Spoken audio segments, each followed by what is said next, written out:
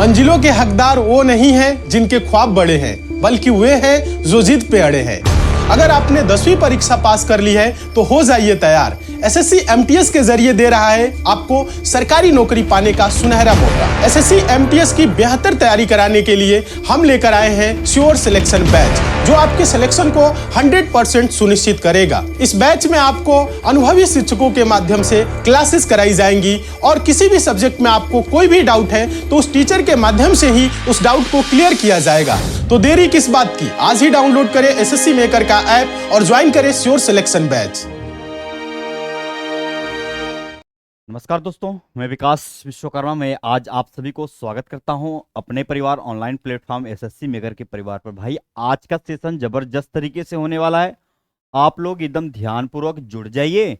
और आज हाँ भाई, good evening, very good evening, सबको सादर प्रणाम है, वेरी गुड इवनिंग है, नमस्कार आप सभी को। आज का जो सेशन होने वाला जबरदस्त तरीके से होगा, क्योंकि वो सारा क्वेश्चन लाया हूं जो आप अगर किसी विद्यार्थी का या फिर कोई स्टूडेंट ऐसा होगा जिसका हिंदी बेहद कमजोर होगा, डरने की आवश्यकता नहीं है। आप सभी को समझाने का प्रयास करूंगा, आप समझेंगे तो आपका हिंदी एक मजबूत हो सकता है, अच्छे पायदान पर पहुंच सकता है, जिसमें आप लोग सभी को तनिक सा भी डरना नहीं है। हिंदी को एक बेहतर बनाना है, डरना नहीं है। आप सभी को ध्यान से देखेंगे। अगर क्वेश्चन नंबर 1 की बात किया जाए, तो आपका सिर्फ यही कह रहा है कि निम्नलिखित में से कौन सा वर्ण घोष है। अगर घोष का आपने नाम नहीं सुना तो कोई बात नहीं, आप सीख जाओगे, ये आप चीज जान लो।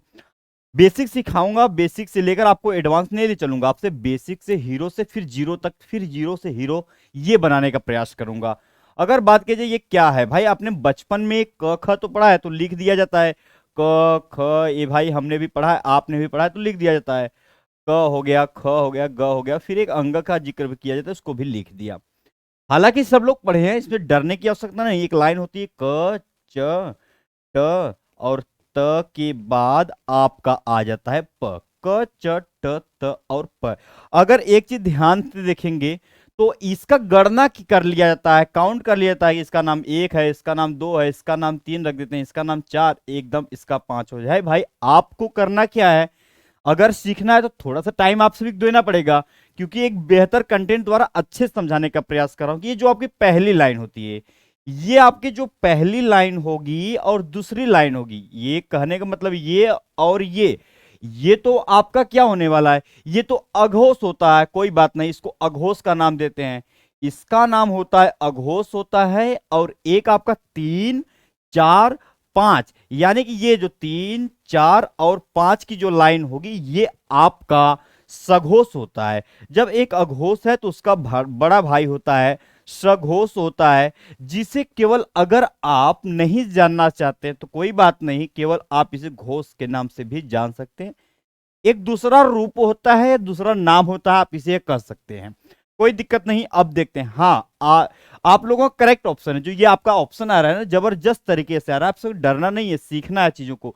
तो पूछा है कि ये जो आपका इसमें से घोष है, तो घोष तो हमें मिल गया, 3 4 5 के अलावा तो कोई और लाइन हमारी घोष की तो होगी नहीं।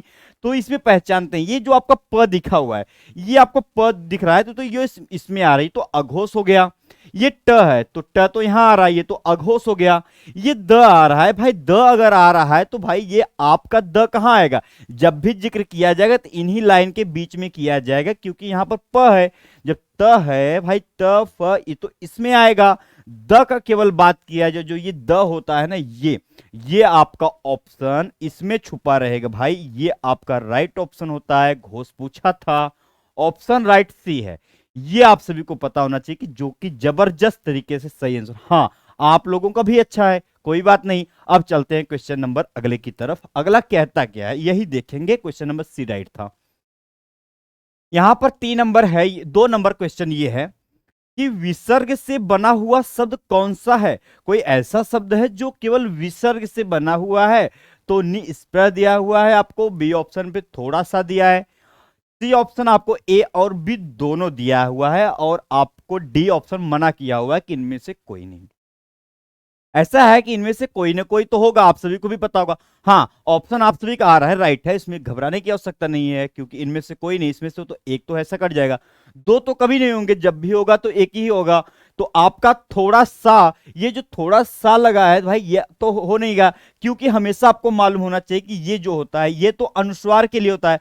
अगर मान लीजिए इसे हम काट के अलग केवल करके इसे केवल अ का रूप देते हैं, अ जो होता है ये तो हमारा अनुस्वार के लिए होता है, और जो ये अह होता है ये तो हमारा विसर्ग के लिए होता है। ये आपका किसके लिए होता है? विसर्ग के लिए होता है। तो हमें पता चल गया कि जब ये विसर्ग के लिए होता है तो विसर्ग के अंतर्गत क्या आएगा? केवल यही तो ऐसा है जो विसर्ग के अंतर्गत आ रहा है, राइट है। आप सभी का ऑप्शन राइट है, जिसमें जरा सा भी त्रुटि नहीं, इस चीज को ऐसे ही पढ़ना था। अब चलते हैं आगे, कहना क्या चाहता है क्वेश्चन नंबर अगला। क्वेश्चन नंबर 3 आपका ये कह रहा है कि मुझे बाहर जाना है, मुझे यहां नहीं रहना है, मुझे क्या करना है? बाहर जाना है। रेखांकित चिन्ह को पहचानिए। भाई ऐसा है ना कि इसमें आपको चिन्ह पहचानना है कि ये पूर्ण विराम का है, जो ये लगा हुआ है, आप इसे भी कह सकते हैं ये पूर्ण विराम का है, या ये पूरे लाइन को क्या कहेंगे आप, यही पूछा है। प्रश्नवाचक या अल्प विराम या लाघव चिन्ह। देखिए होता क्या है, मैं आप सभी को बताता हूं। ये पूर्ण विराम के लिए चीजें वही होती हैं जब आपका कार्य को समाप्त कर दिया जाता है, तो अंतिम में पूर्ण विराम आराम के लिए किया जाता है, तो वह क्या कहलाएगा? पूर्ण विराम। इसके लिए चिन्ह तो आप कैसे होता है, यानी कि ऑप्शन ए में ही छुपा हुआ है कि मुझे बाहर नहीं जाना है, फिक्स हो गया कि मुझे बाहर नहीं जाना है, तो ये पूर्ण विराम का हो गया। प्रश्नवाचक चिन्ह के लिए आपसे क्या कहा जाएगा, हमेशा ये ध्यान देंगे। हाँ, राइट है ऑप्शन भाई आप सभी का। ये देखिए इसके लिए ये चिन्ह होता है, कोई इसमें प्रश्न पूछा जाता है, कौन लगा के भी पूछा जा सकता है और क्यों भी लगा के पूछा जा सकता है, तो इससे आप सभी को टेंशन लेने की आवश्यकता बिल्कुल भी नहीं है।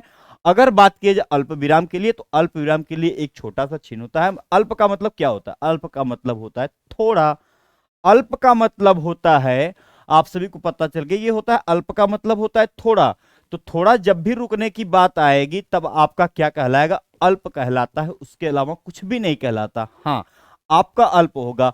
एक बात और ध्यान से देखिए, जैसे कि मान लीजिए कोई, ये आपके क्या है, ये मान लीजिए आपके यहां पर मैं लिख देता हूं, एक तो हो गए राम भैया, हो गए राम, उनके भैया एक होते हैं लक्ष्मण होते हैं, आप सभी को क्या होगा? पता होगा भाई। ये लक्ष्मण जी जो होते हैं, इन्हीं के लिए बीच में जो ये अल्प का इस्तेमाल किया जाता है, इसका नाम अल्प होता है। इस चीज को भी आप सब ध्यान से देखेंगे। ये आराम लक्ष्मण के। लाघव चिन्ह क्या होता है? अगर आपने लाघव नहीं पढ़ा है तो कोई बात नहीं, अगर लाघव आपने नहीं पढ़ा है तो इसमें आपको टेंशन थोड़ी लेना है। आप सभी को लाघव क्या होता है? लाघव के लिए ये होता है, एक तो आपका ऐसा चिन्ह रहेगा जिसे आप शून्य के आकार से भी जान सकते हैं। भाई इसका जो चिन्ह होता है वह शून्य के अंतर्गत देखा जा सकता है।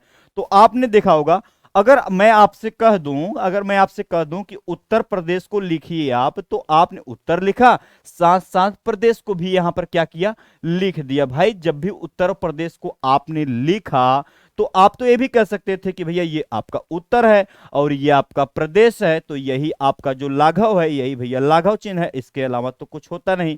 यही आपका लाघव चिन्ह था। इस चीज को भी ध्यान से देखेंगे। ऑप्शन की बात किया जाए तो ए ऑप्शन पे ही छुपा था, जो राइट था भाई, जो आपका राइट था। ये आगे देखना है। क्वेश्चन नंबर ये 4 क्या कहता है, ये ध्यान से देखेंगे कि निम्नलिखित में से, हाँ सभी का सही है, तो आपको डाउट नहीं होना चाहिए क्योंकि आपका तो सही है, आपको आवश्यकता नहीं घबराने की। आज थोड़ा सा क्या है कि आज आपको ना, जब आपका एग्जाम आपके करीब होता है या आने वाला होता है, तो मैं थोड़ा सा ना एकदम सतर्क हो जाता हूं, क्योंकि मुझे पढ़ाना रहता है। कमेंट का रिप्लाई तो उतना दे नहीं पाऊंगा आप सभी को भी पता है। तो गुरुजी आज तो आपके पढ़ाने में व्यस्त रहेंगे और आप पढ़ने में व्यस्त रहेंगे, इस चीज को आप मान लेना। निम्नलिखित में से कौन सा शब्द देशज है? लो भाई, ये आपका पूछा है, कोई ऐसा शब्द है जो आपका देशज है। देशज का मतलब क्या होता है? देशज का मतलब ये होता है कि हमें जिसके उत्पत्ति का ना स्रोत ना पता हो, जिसके उत्पत्ति का स्रोत ही ना पता हो, ना जाने वह शब्द कहां से चले आए, पता ही नहीं चला, तो आप बोलेंगे ऐसे क्या? तो एक परिभाषा के तौर पे लिख देता हूं कि ये इसमें इसमें होता क्या है कि जिनके ना, ये जिनके भाई, ये जिनके उत्पत्ति का, ये आपका उत्पत्ति का स्रोत पता नहीं होता भाई, इसमें आपको ना स्रोत जो होता है वो पता ही नहीं होता, ना जाने वो कहां से चले आए, जिनके उत्पत्ति का स्रोत पता न हो, ये आपका परिभाषा होता है। पता न हो आपका क्या कहलाएगा, देशज कहलाएगा। तो आप कहेंगे ऐसा क्या क्या हो सकता है, तो एक ही चीज इसके लिए हो सकता है, आपने बहुत पढ़ा भाई। एक तो देखो भाई, जो फेवरेट होता है वही लिखाता हूं, जो आपके एग्जाम में अधिकांश बार पूछा जाता है, हालांकि होते तो बहुत है, तो लिखवाने से कोई मतलब, लोटा हो गया, एक तो होता है भैया ठेस होता है, और दूसरी बात एक होती है तेंदुआ होती है, ये अधिकांश बार एग्जाम में पूछा गया है, तो लिख देता हूं भाई, ये एग्जाम में अधिकांश बार पूछा जाता है। ये सब जो जूता, लोटा, ठेस, तेंदुआ वगैरह होता है, सब के सब जो होंगे उत्पत्ति का स्रोत नहीं पता होता, ना जाने कहां से आ गए, परंतु इस्तेमाल के लिए हम बोलते हैं भाई। एक चीज अगर आप कहना चाहते हैं तो आपके घर में कटोरी होता है, लेकिन उसे कटोरा बोला जाता है, तो ये जो कटोरा होता है ये भी तो एक प्रकार से आपका देशज ही शब्द होगा। अब देखते हैं क्या है इसमें। ये लाश कहां से आ गया, तो भाई अगर लाश आ गया तो उसे हमें छोड़ना थोड़ी ना है, ये अगर लाश आया हुआ है तो हमें ये पता होना चाहिए कि ये एक तो तुर्की भाषा का शब्द है, ये आपका जो है ये तुर्की भाषा का शब्द होता है, इसके अलावा कुछ भी नहीं हो सकता। तुर्की में आपका तोप तमंचा भी आता है और दरोगा भी इसी के अंतर्गत आता है। ये अगर औरत लिखा हुआ है तो औरत भी जाहिर सी बात है, औरत क्या हो सकते हैं, तो औरत जो होता है ये आपका औरत केवल लिखा है, ये भी एक किसी ने हाँ आप सभी का राइट है, लेकिन आप समझने का प्रयास करिए कि औरत जो है यहाँ पर ये किस भाषा का शब्द है, ये भी आपके एग्जाम में पूछा जाता है। जरूरी नहीं होता कि ये कहीं से उठा के कोई दे देता है, नहीं भाई, अगर ये औरत नहीं दिया, लाश नहीं दिया, कोई ना कोई तो उठा के देगा, तो आपको सतर्क रहना होगा। ये अरबी भाषा का शब्द होता है। ये आपको पतलून दिया है भाई, ये अगर पतलून है तो पतलून का मतलब क्या होता है, कुछ नहीं करना है आपको, अगर सुना होगा एक होता है पुर्तगाली, पुर्तगाली के भी हमारे क्या होते हैं शब्द होते हैं, ये पुर्तगाली के शब्द के अंतर्गत ही आएगा पतलून। तो आपका ऑप्शन जब भी बच जाए, जब भी ऑप्शन आपका बच जाए तो वह क्या कहलाता है, आपका एकदम करेक्ट ऑप्शन कहलाता है धड़ाम। भाई धड़ाम कहां से आया हमें तो पता नहीं है, परंतु बोलचाल भाषा में इस्तेमाल करते हैं, वो तो छत पर से धड़ाम से गिर गया। भाई धड़ाम से गिरा होगा अभी तो पता नहीं, लेकिन जो धड़ाम है वह आपका देशज शब्द है। इस चीज को भी ध्यान से देखेंगे। अब चलेंगे अगले की तरफ। Question number 5। हाँ सब भाई सब इतने जबरदस्त तरीके से आंसर दे रहे हो, आप लोग सही हो, तो मुझे भी पढ़ाने दो आप लोग, क्योंकि आज मुझे पढ़ाने का मूड हुआ है, आप सभी को बताने का मूड हुआ है, तो समझाने का भी प्रयास करने दो कभी। निर्वासित के प्रत्यय है भाई, निर्वासित के, भाई इसमें निर्वासित जो है ना, इसमें बताना है आप सभी को प्रत्यय क्या होता है। अगर आपने प्रत्यय नहीं पढ़ा तो कोई बात नहीं, पढ़ाने ही के लिए तो आया हूं आप सभी को। प्रत्यय अगर आपने अपने जीवन काल में प्रत्यय नहीं पढ़ा तो कोई बात नहीं, आग से पढ़ना भी मत भाई। उसके लिए अपना ना एक शेयर मार्केट का जुगाड़ है कि प्रत्यय क्या होता है, उपसर्ग क्या होता है, ये सब पढ़ने की आवश्यकता नहीं है आप सभी को। बस इतना ध्यान देना है, कभी भी पूछा जाए आपसे कि प्रत्यय क्या होता है, तो आपको ना उसमें एक मूल शब्द होता है, उसे पकड़ना है आपको, मूल शब्द पकड़ना है, और ऐसे पीछे का जो बचता है उसके, अगर उसके पीछे के जितने भी शब्द बचेंगे ना, वह क्या कहलाएगा, आपका प्रत्यय कहलाएगा। तो उसमें देख चेक कर लीजिए, अगर कहीं कुछ मिलता है तो ठीक है। ये मेरा शेयर मार्केट का जुगाड़ होता है, ये आपको पता होना चाहिए। ये लिखा है निर्वासित, चलो भाई यहां पर लिख देते हैं, एक तो लिखते हैं निर्वासित, लिख देते हैं। ये निर्वासित यहां पर आपका लिख दिया गया है। जब भी निर्वासित लिख दिया जाएगा तो एक चीज ध्यान से हमेशा देखेंगे, निर्वासित जब भी पूछा जाए आपके एग्जाम में, जब भी पूछा जाए तो इसको आप ना एक मूल शब्द खोजिए। पहले आप इसमें एक मूल शब्द खोजिए, तो मूल शब्द आपको मिलेगा निर्वास होता है।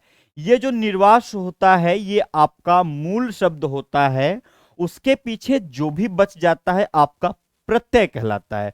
तो आप यह भी कर सकते थे, उसके पीछे का बचा हुआ है केवल स बचा है और आपको त बचा हुआ है। लेकिन एक चीज आप इसमें देखेंगे तो आपको एक चीज जरूर मिलेगा, इसमें छोटी ई की मात्रा लगी है या बड़ी ई की मात्रा लगी है।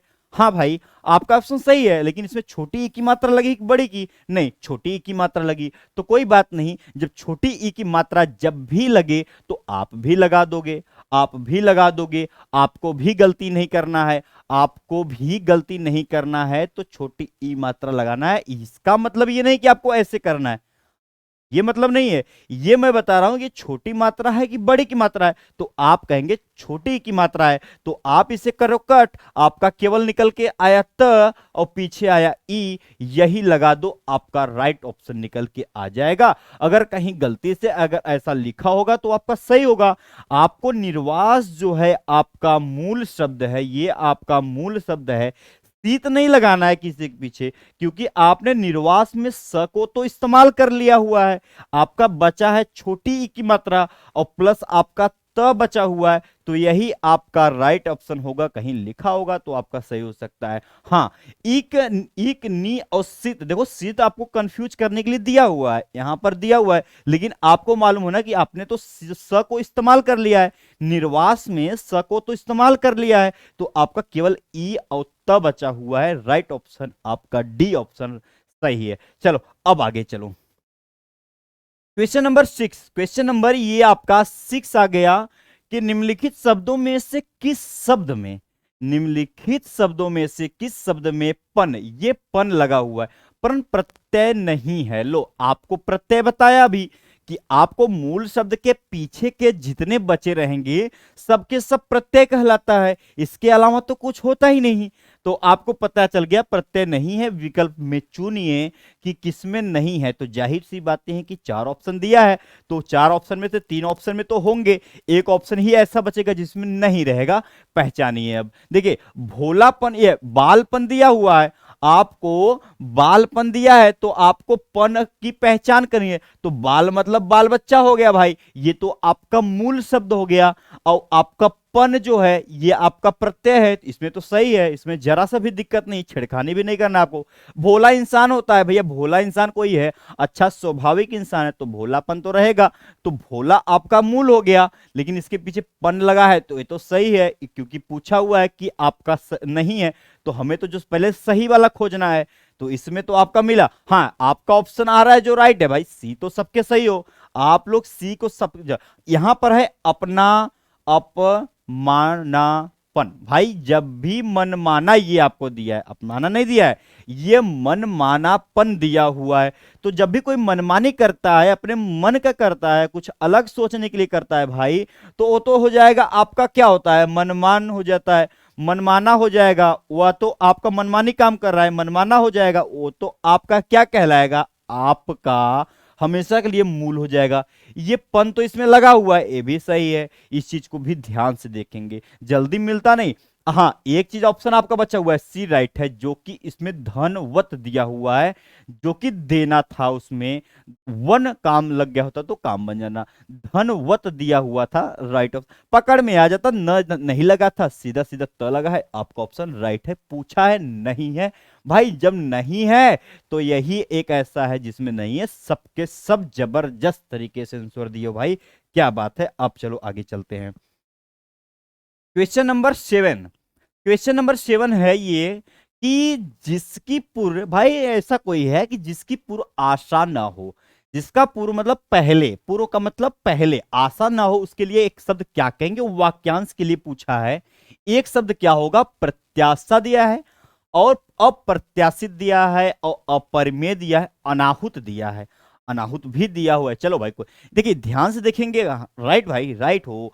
जैसे कि यहां पर पूछा है जिसकी पूर्व पहले से आशा ना हो, भाई जब भी किसी का आशा होता तो प्रत्याशित से काम चला लेता, लेकिन आशा ही नहीं है, आशा ही नहीं है, इसलिए हम कह सकते हैं कि आप एकदम करेक्ट हो, जिसमें जरा सा भी गलती नहीं है। बी ऑप्शन ही एकमात्र ऑप्शन है जो आपका सही है। हाँ सही है भाई, सही है। अब आगे देखते हैं।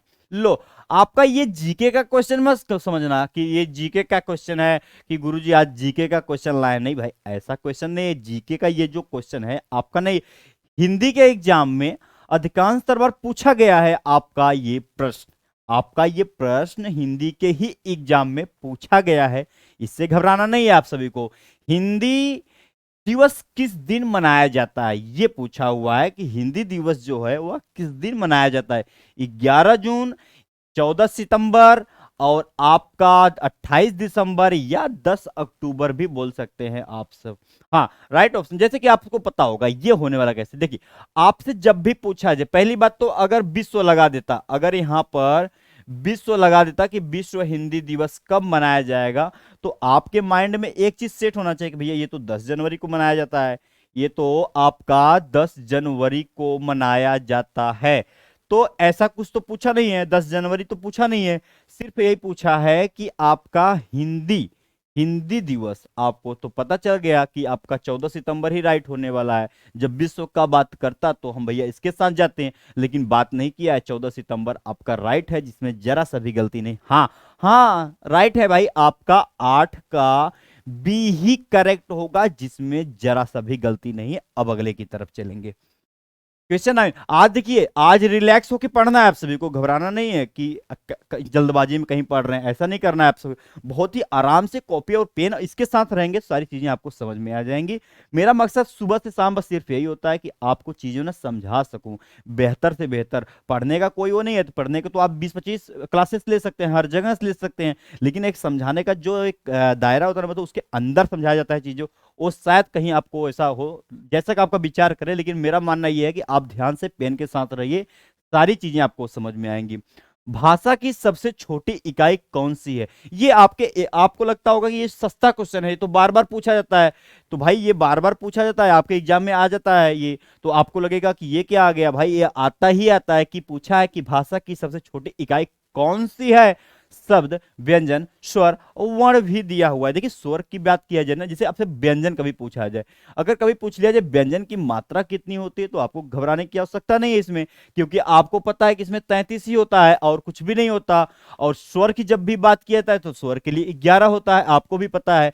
ये आपका ना एकमात्र ऐसा है वर्ण, आपका एकमात्र एक ऐसा वर्ण है जो ये बताता है कि भाषा की सबसे छोटी इकाई है। सबसे छोटी इकाई जो है वह आपका वर्ण ही होता है। लेकिन आपसे एग्जामिनर ये नहीं रखेगा कि वर्ण, मान लीजिए उसका मन यहां पर चेंज हो गया, मान लीजिए कि आपको उसको फंसाना, मतलब फंसाना है, अभी कभी यहां पर कट करके लिख दिया जाए कि ये सब भाषा की सबसे छोटी नहीं सबसे बड़ी इकाई क्या होगी। अगर मान लो यहां पर आप सभी के बीच में उसने खेल खेला कि भाई यहां पर दे दिया बड़ी, चलो भाई बड़ी बता दो, बड़ी बता दो क्या होने वाला है। तो बड़ी के लिए आप सभी को टेंशन नहीं है, क्योंकि गुरुजी तो आपको बता के छोड़ेंगे कि बड़ी के लिए क्या करना है। ये वाक्य होता है, ये आपका वाक्य होता है, ये सबसे बड़ी इकाई होती है। इस चीज को भी ध्यान से देखेंगे, अपने कॉपी में नोट करके चल देंगे। भाई जब भी बड़े की जिक्र किया जाए कि सबसे बड़ी इकाई कौन सी है, तो आपको पता चलना चाहिए कि आपका यही होने वाला है वाक्य। अब चलो आगे, क्वेश्चन नंबर 10। क्वेश्चन नंबर 10 कह रहा है कथित शब्द का विलोम क्या होगा।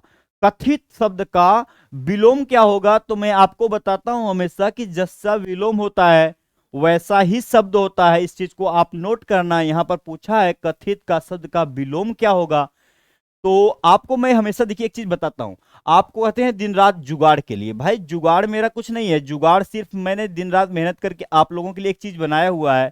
हमेशा यही कहता हूं कि इसका शेयर मार्केट का जुगाड़, जो ट्रिक बोलिए आप, कुछ भी बोलिए आप, जो दिन रात बोलते हैं, वह सिर्फ यही कहता है कि जैसा शब्द होगा, ये आपका जैसा शब्द होता है, ये आपके लिए विलोम का आपने जुगाड़ कभी अपने जीवन काल में नहीं सुना होगा, लेकिन आपका ये जो लगभग काम करता है वो मैं बताता हूं। कभी एग्जाम को आप में कंफ्यूज करे आपको, तब के लिए है। जैसा शब्द वैसा विलोम, ये वैसा विलोम हो जाता है, ये वैसा विलोम, जैसा शब्द वैसा विलोम, ये आपका जुगाड़ है। अगर शब्द मान लीजिए तत्सम का है तो आपका विलोम भी तत्सम का होगा। अगर तद्भव का है शब्द तो भी आपका तो विलोम तद्भव का होगा। अगर देशज या विदेशज है तो आपका विलोम भी देशज और विदेशज होगा। ये तब काम करता है जब आपको चीजें नहीं आती। जब चीजें आपको नहीं आती एग्जाम में, आपको लगता है कि मुझे प्रश्न को छोड़ना नहीं है, मुझे करना है, मुझे प्रश्न को छोड़ना नहीं है, मुझे प्रश्न को करना है, तो ये आपका जुगाड़ काम देगा। क्योंकि ये हमेशा 99% काम देता है भाई, ये 99% जो होता है ना, ये आपका काम देता है। इस चीज को भी ध्यान से देखेंगे। आप कहेंगे क्या हो सकता है, तो आपको भी पता चल गया। कथित है तो अकथित भी कहीं होगा। हाँ छुपा है, 10 नंबर का सी पे आपका छुपा हुआ है भाई, अकथित छुपा है। मान लीजिए आपको इसको छोड़ के आने का मन किया एग्जाम में, आप सोचे कि छोड़ देंगे इसको, लेकिन आपका मन बदल गया कि यार कर देते तो कुछ नंबर और मिल जाता। तो आपको पता है कि जैसा शब्द होगा वैसा लगभग विलोम होता है, तो आप अकथित के साथ जा सकते हैं, जो कि राइट ऑप्शन है। क्वेश्चन नंबर 11, क्वेश्चन नंबर 11 ये कह रहा है कि भीगी बिल्ली होना। लो, आपको क्या है दिया कि भीगी बिल्ली होना का अभिप्राय है किससे है भाई? भीग जाना, तो आप कहेंगे हम भीगी बिल्ली हैं। गलत भाई, ऐसा नहीं। आप देखो ऐसा कट कर दिया करो, क्योंकि आपको पता है, आपको पता है कि भीगी बिल्ली का होना ये मतलब नहीं होता कि आपको भीगी जाना भैया, भीग जाना, ऐसा नहीं होता।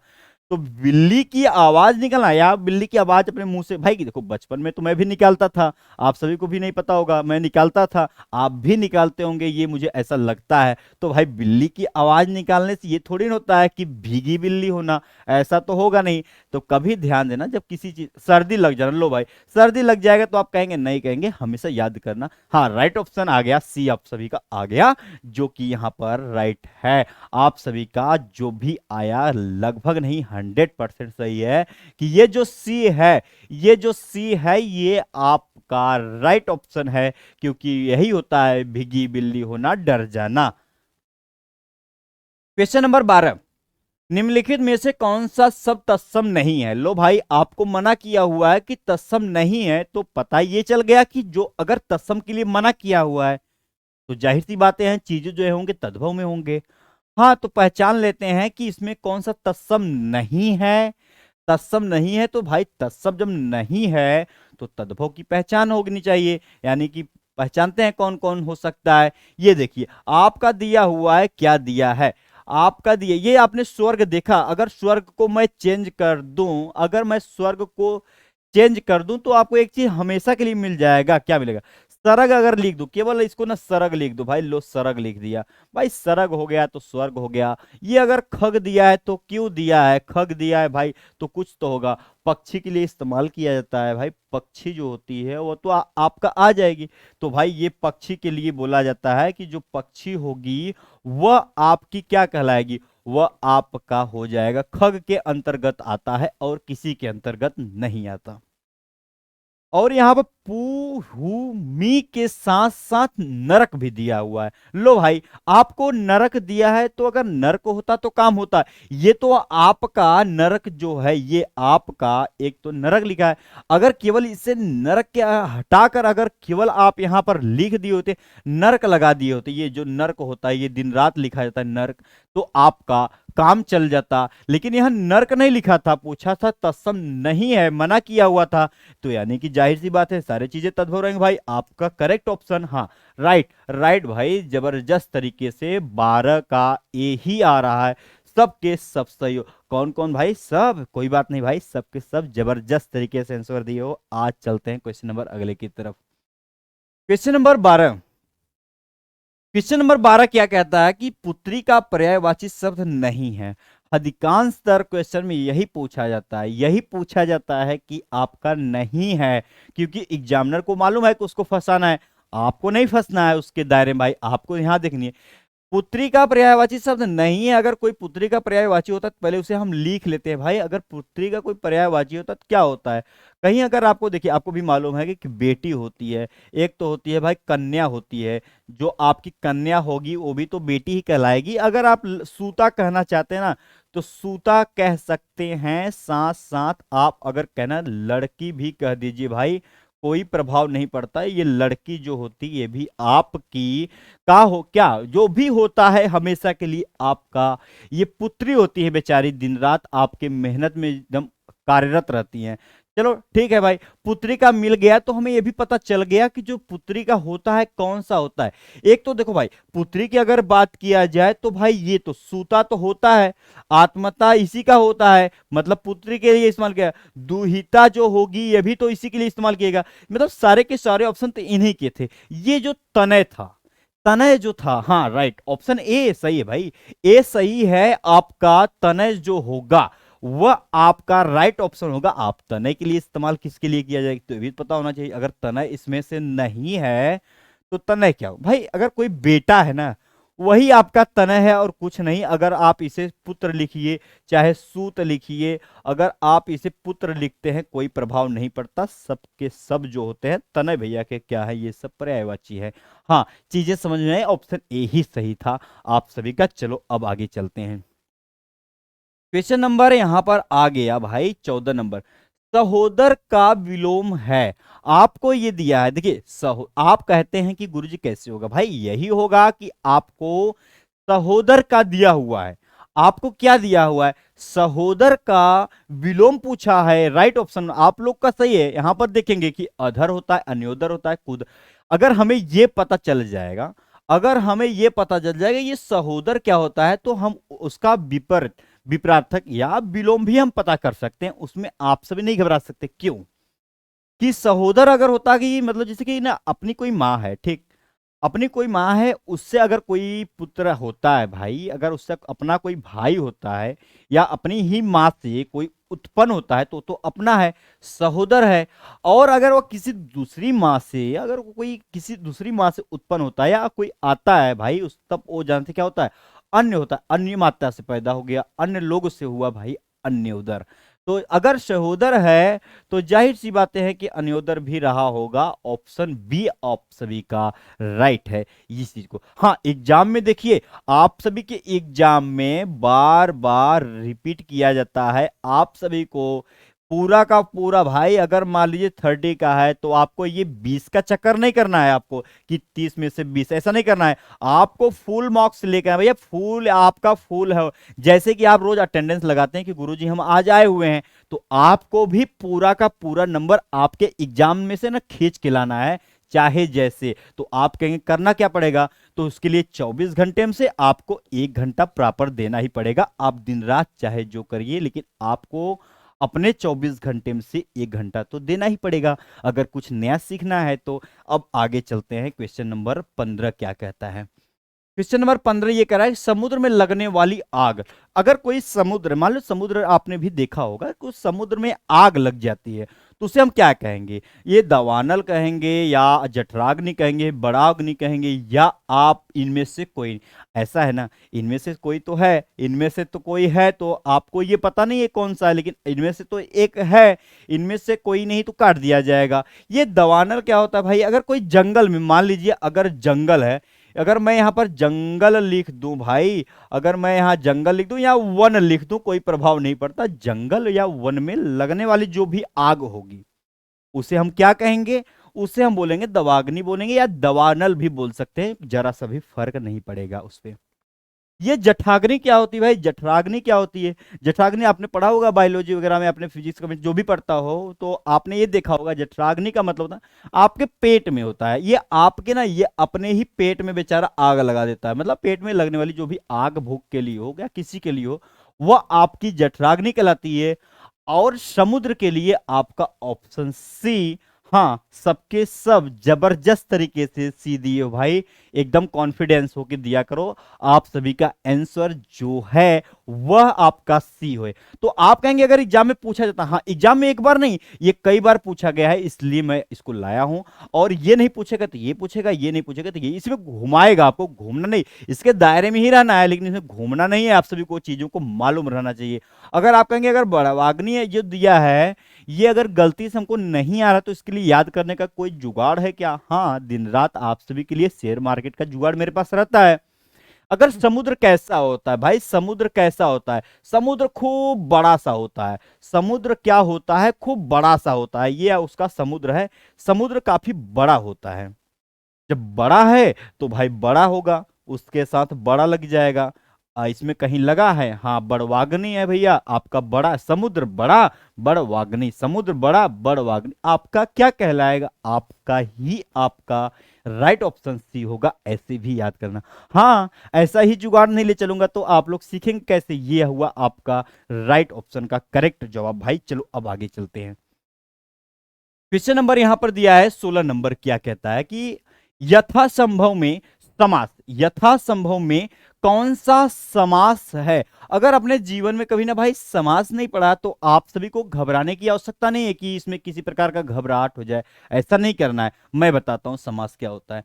समास के लिए एक चीज आप हमेशा नोट करना, कभी भी समास का अगर विलोम पूछा जाए कि इसका विलोम क्या होता है, तो इसका विलोम हमेशा याद करना कि व्यास होता है। 1000 बार पूछा गया आपके एग्जाम में, बार बार मैं लेकर वही आता हूं कि इसका विलोम क्या होता है। इसका विलोम जो होगा वह व्यास होता है। अगर हमें व्यास को तोड़ना है तो यह भी तो पता होना चाहिए कि उसका विलोम क्या होता है। हाँ, टूट गया तो अब चलते हैं, पहले स्टेप बाय स्टेप सीखते हैं। जल्दबाजी नहीं करना है, आपको भी पता है कि मैं जल्दबाजी वाला काम नहीं करता हूं। ये अगर तत्पुरुष है तो तत्पुरुष अगर दिया है तो तत्पुरुष अगर देता है तो क्यों देता है। देखिए, इसमें आप सभी को ज्यादा अपना दिमाग नहीं लगाना है, चीजों को ये नहीं रटना नहीं है, समझना है तत्पुरुष क्या है। मैं इसके लिए काफी जुगाड़ लेकर आया हूं कि ये दूसरा पद जो होता है, इसका दूसरा पद जो होगा वह प्रधान होता है भाई, प्रधान होता है। इसका दूसरा पद प्रधान होता है। और कुछ होता है क्या? हाँ होता है। कारक चिन्ह का हमेशा लोप होता है। ये जो कारक होता है ना, ये कारक चिन्ह का हमेशा चिन्ह का लोप होता है भाई। लोप का मतलब होता है छुपा रहना। ये हमेशा कारक चिन्ह का लोप होता है। लोप का मतलब छुपा होना होता है। आप कहेंगे कैसे, कुछ नया है क्या? बता देता हूं नया इसमें क्या होगा। तत्पुरुष का जब भी जिक्र किया जाए आपके एग्जाम में, अगर मैं यहां लिख दूं केवल चरण लिख दूं, अगर यहां पर देखिए अधिकांश बार पूछा गया चरण कमल लिख दूं, ये चरण कमल लिख दूं, कमल, तो आपको तो टेंशन नहीं लेना है क्योंकि आपको पता है कि चरण कमल कैसे होगा। ये चरण कमल कैसे होगा? अगर मान लीजिए कि इसको विग्रह करने का मन किया तो कैसे करेंगे? तो आप वही करेंगे कि कमल के समान चरण है भाई, कमल के समान जो है वह चरण है, तो लिख दो कमल, यहां लिख दो कमल, कमल के समान। भाई ये कमल के समान आपका चरण है तो क्या कहलाएगा? तो वही कहलाएगा, चरण कमल कहलाएगा। तो आपको कुछ मिला? हाँ मिला ना, यहां पर आपको मिल गया चरण कमल में कमल के समान आपका क्या है? चरण है भाई। ये आप या ऐसे कह सकते हो, अगर आप कहना चाहते हो तो भाई ये भी बोल सकते हो कि आप इसके लिए कारक चिन्ह का लोप होगा। इस चीज को भी ध्यान देखेंगे। ये क्या होगा? चरण कमल। ये चरण के समान जो कमल होगा ना, ये नहीं होगा, ये आपका नहीं होगा। आप पूछेंगे क्यों? ये तो आपका कर्मधारय में होता है मेरे भाई, ये तो आपका कर्मधारय में होता है। ये आपका कर्मधारय में होता है, कर्मधारय में होता है। इसमें दूसरा पद प्रधान होता है आपके तत्पुरुष समास में। हाँ, आप लोग जो बता रहे हो राइट है। तत्पुरुष में हमेशा ध्यान देना दूसरा पद प्रधान होता है। कहा जाए कैसे, क्या, तो आपको हमेशा उसमें दूसरा पद प्रधान के लिए कारक चिन्ह का लोप होता है। तो इसमें तो लोप मिला नहीं, तो आपको ये जो चरण कमल है ना, ये आपका कर्मधारय है क्या भाई? ये आपका जो एग्जाम्पल है, ये आपका एग्जाम्पल जो है वह चरण कमल, कमल के समान चरण है, ये आपका इसमें का कर्मधारय का है। तो आप कहेंगे कर्मधारय के लिए क्या होना चाहिए? विग्रह करने पर, विग्रह अगर यहां पर, इसमें तो आपको पता चल गया कि तत्पुरुष में आपको दूसरा पद प्रधान होगा, कारक चिन्ह का जब भी लोप होगा आपका क्या कहलाएगा? आपका हमेशा के लिए तत्पुरुष कहलाएगा। लेकिन कर्मधारय की बात किया जाए तो आपका इसके लिए अलग होता है। तो आप बोलेंगे कैसे? तो कर्मधारय के लिए हमेशा आपको विग्रह करने पर, जुगाड़ बता देता हूं, विग्रह करने पर दो चीज मिलेगा, है जो के समान, के समान।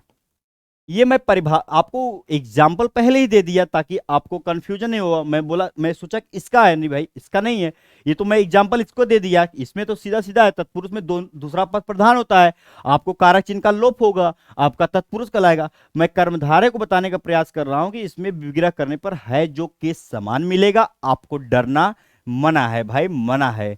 तो आप एग्जाम्पल के तौर पे आप चरण कमल जब लेंगे, यही कहने का मतलब था, जब भी आप चरण कमल लेंगे तो कमल के समान चरण आपको मिला विग्रह करने पर। हाँ मिल गया, विग्रह करने पर ये के समान मिला, यहां पर विग्रह करने पर के समान मिला, आपका क्या कहलाएगा? कर्मधारय कहलाएगा। इस चीज को भी नोट करना। अब आते हैं क्वेश्चन नंबर इस पे, बहुब्री क्या होगा भाई? बहुब्री अगर होगा तो क्या होगा?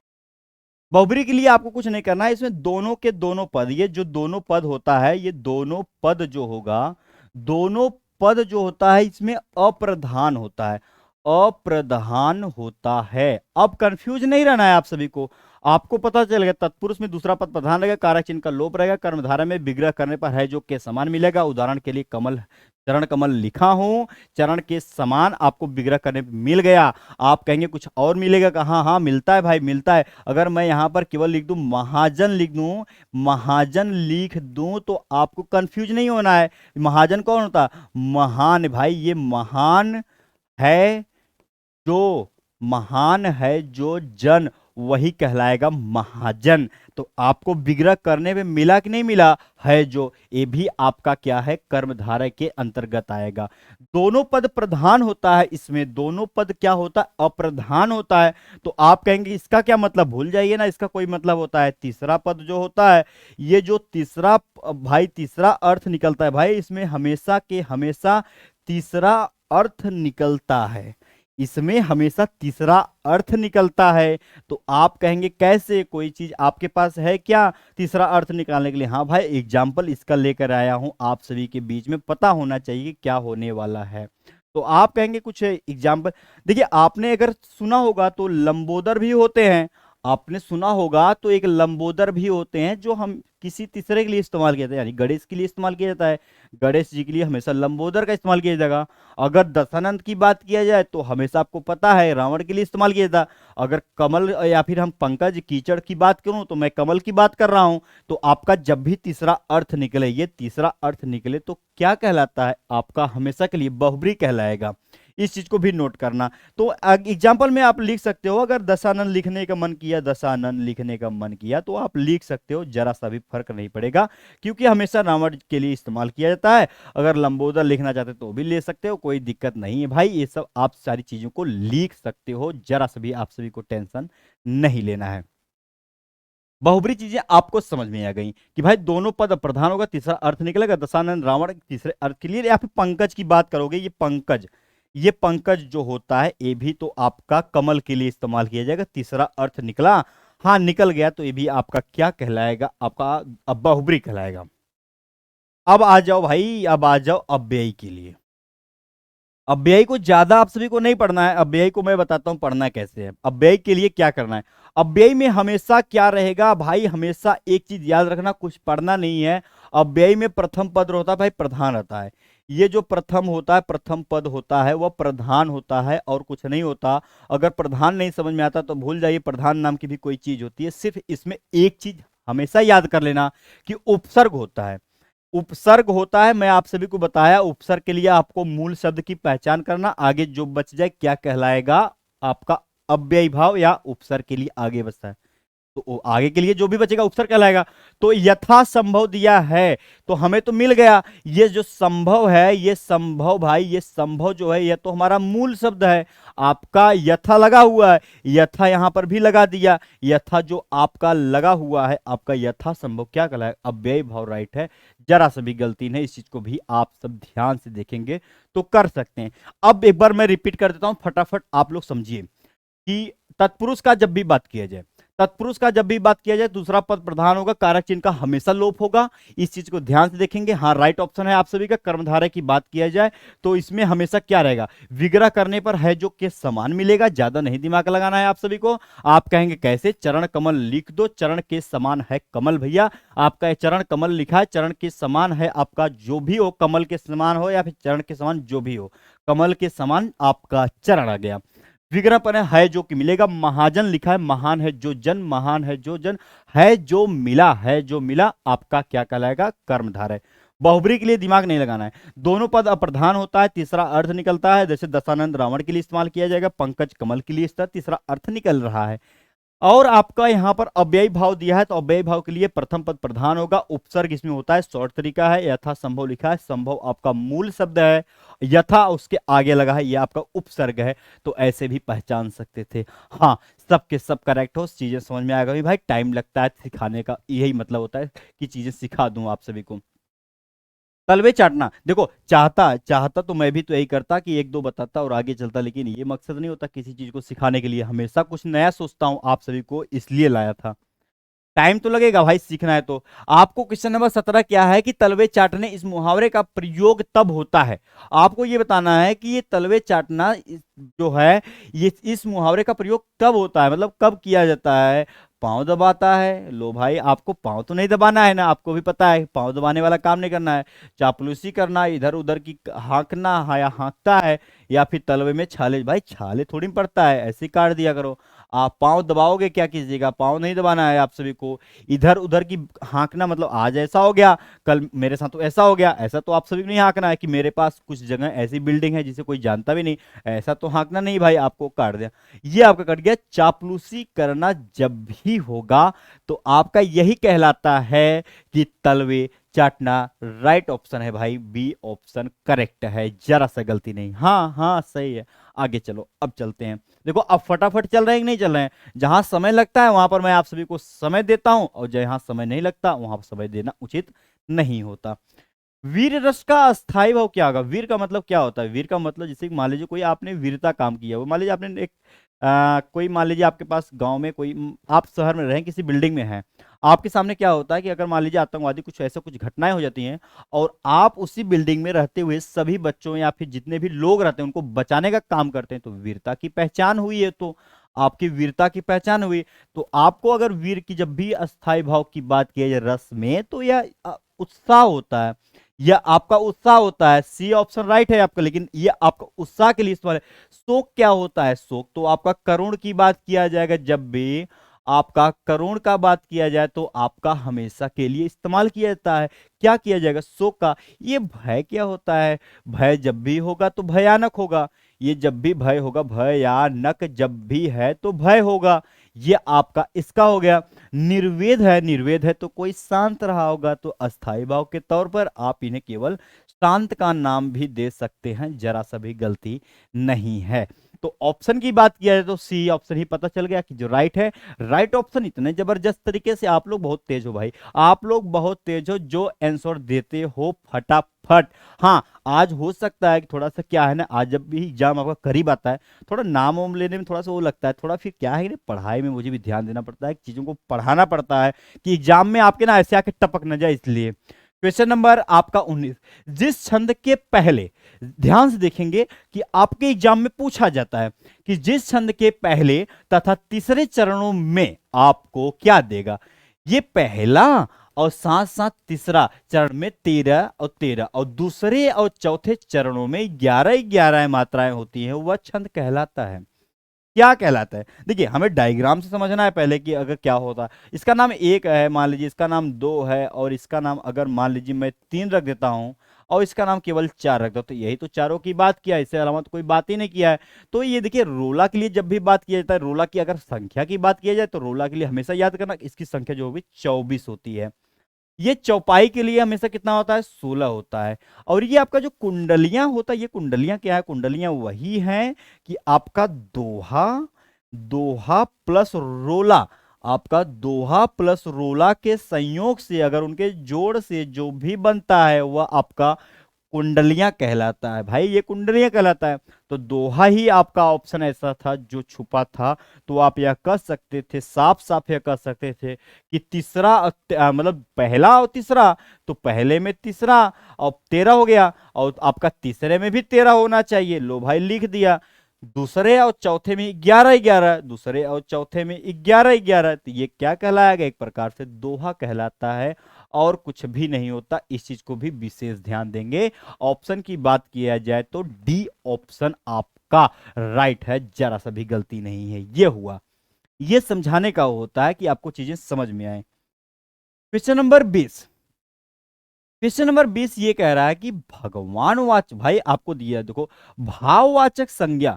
भाववाचक आपने नहीं पढ़ा तो कोई दिक्कत नहीं, आपने नहीं पढ़ा हुआ है तो क्या फर्क पड़ता है कि आप चीजें पढ़ेंगे तभी। भाई नहीं पढ़ा है, भाववाचक संज्ञा के अंतर्गत आते हैं। कौन कौन से ऐसे हैं जो आते हैं भाई। पशु पक्षी आता है या आदि होगा, गुण दोष होगा या दिशाएं आदि होंगे, आभूषण, अलंकार का तो बात नहीं किया है तो आभूषण ऐसा कुछ तो है ही नहीं इसमें। अगर दिशाएं की बात किया जाए तो कोई ऐसी दिशाएं हैं जिसे उस दिशाएं में जाना है, तो आप ये पहले समझ लीजिए कि ये भाववाचक होता है क्या है।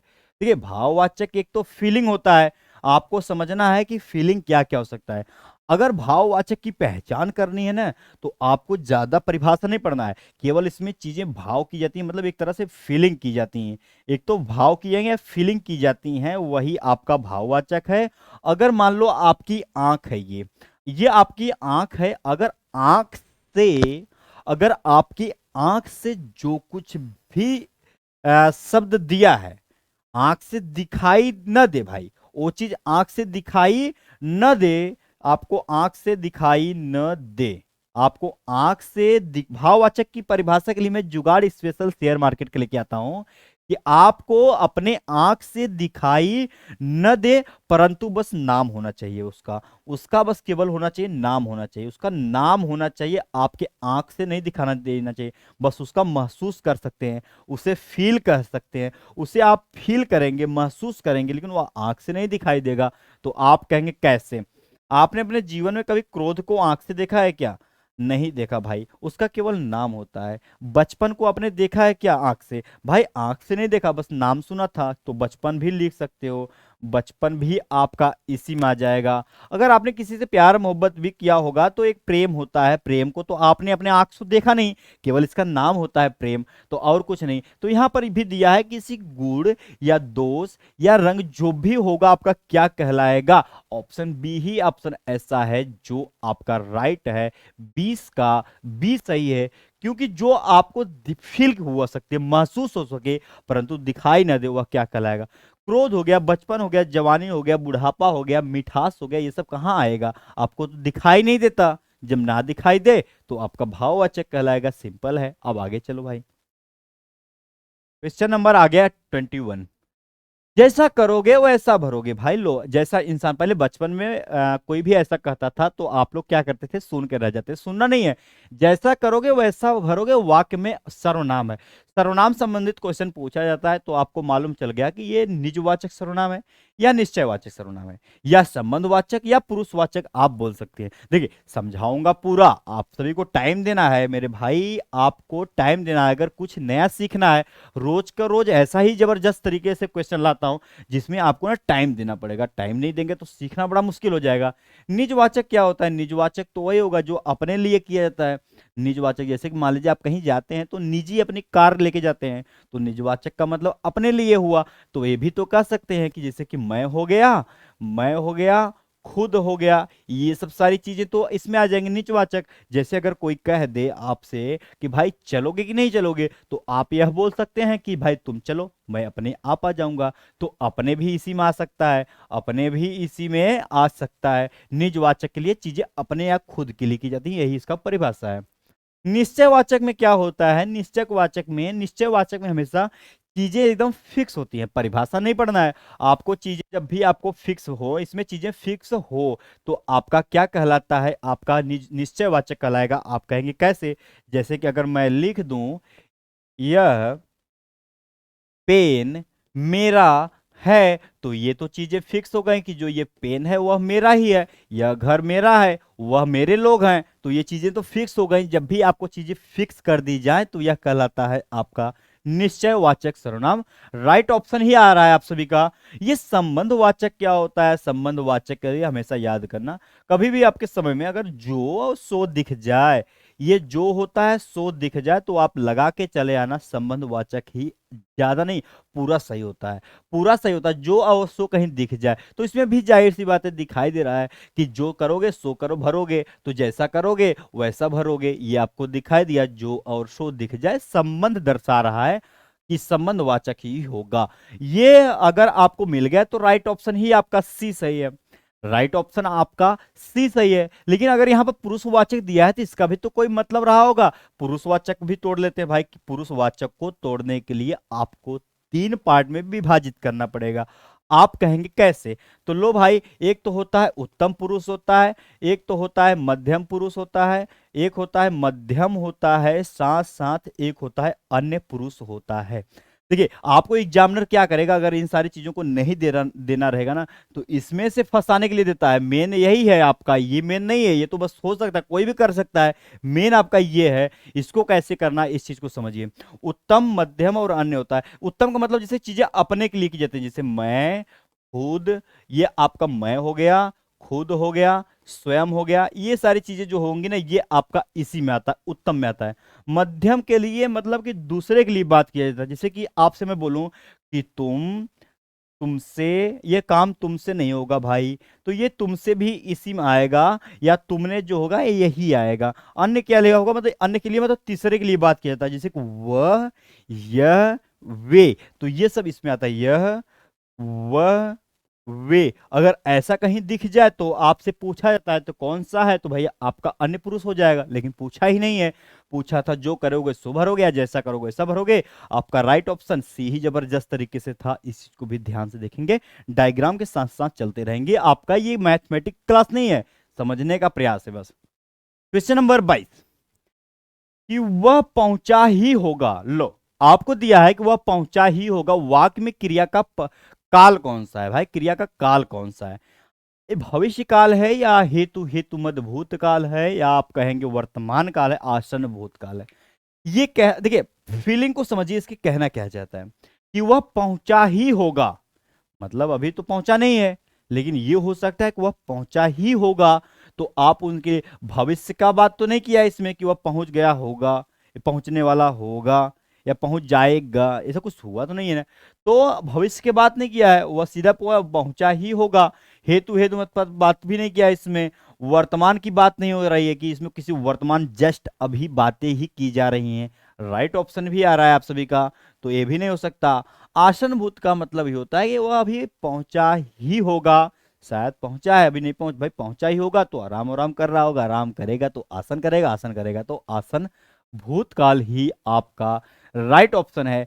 जबरदस्त तरीके से आंसर आ रहा है भाई आप सभी का, जबरदस्त तरीके से। अब चलो भाई आगे चलते हैं, आगे कहता क्या है। क्वेश्चन नंबर आ गया कि निम्नलिखित वाक्य में क्रिया बताएं। भाई आपको निम्नलिखित वाक्य में क्रिया बताएं। सीता नाच रही है।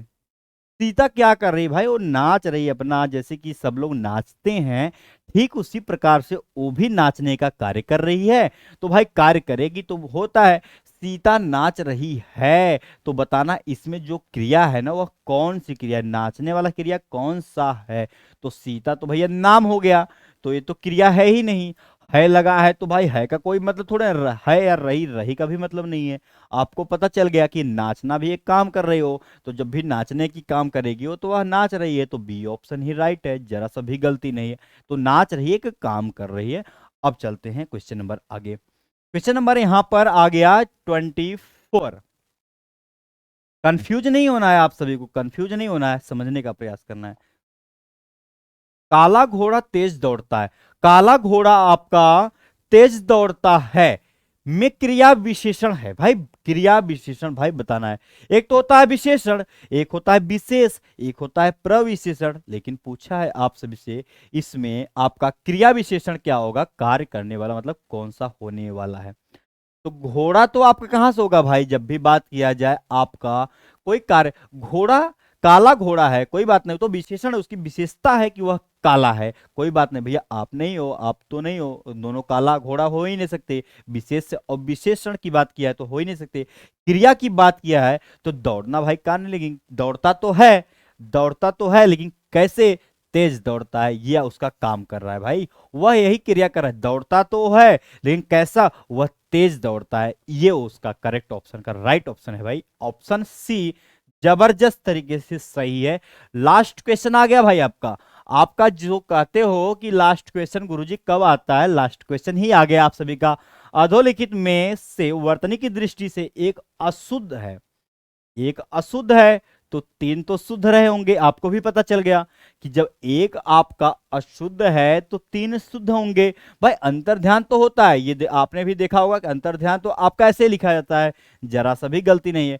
अनुग्रहित भी ऐसा लिखा जाता है, कहीं कहीं अनुग्रह में ऐसे लगा दिया जाता है, तो ऐसे तो लगा नहीं है, ये तो आपका सही है, तो जरा सा दिक्कत नहीं है इसमें। पूछा है अशुद्ध है, यानी कि गलती कौन सा है, तो देखिए अधीन भी आपका सही लिखे। ये आध्यात्मक जो लिखा हुआ है ना, अगर इसे केवल आप आध्यात्म अ लगता है भाई, अध्यात्म होता है, अध्यात्म होता है, तो ये आपका सही हो जाता, लेकिन ऐसा तो कुछ किया नहीं था, तो आप यह कह सकते थे गलत है। तो ऐसे ही आप सभी को पढ़ना है, आपको ध्यान से रोज आपको शाम 5 बजे प्रॉपर टाइम के अनुसार आना है, और इस चीज को ध्यान से देखेंगे, चीजों को करना है, सीखना है। टाइम टेकिंग होगा, लेकिन चीजों को अभी आपके पास समय होता है, तो मैं सिखाने का प्रयास करता हूं कि चीजों को आप अभी सीख जाओ।